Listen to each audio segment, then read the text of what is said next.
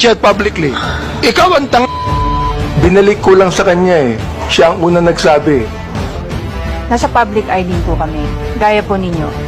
So, whatever content or opinions that we also post online, nakaka-receive din po kami ng mga gaya ninyo na masasakit na salita. Kaya naiintindihan po namin kung saan din kayo nanggagaling. However, ang difference lang po natin, ang atake sa amin personal, ang atake po sa inyo, on your official function. Hindi ako binabas ng sino man bago ang Quadcom. Bakit kaya? Di ba? Share if I mean, hindi ako nababas eh. Ngayon lang talaga, Miss Cruz, wala akong karapatang tawagin kitang gago. And I respect your opinion, Mr. Chair. Not my opinion. That is my belief. I Iba yung respect your opinion, belief, Mr. iba Chair. yung belief. Marami ring bashing ang binigay ni Miss Cruz kay Congressman Ace Barbers eh.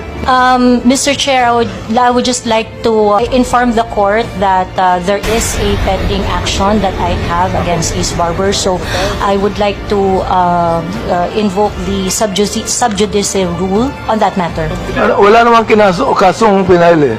No, Mr. Chair, I filed a libel suit against Congressman Barber. Kay Ace Barbers. Yes, Mr. Chair. Oo. Eh, huwag ka na mag-file ng libel suit sa akin. Wala naman akong sinabing masama sa iyo.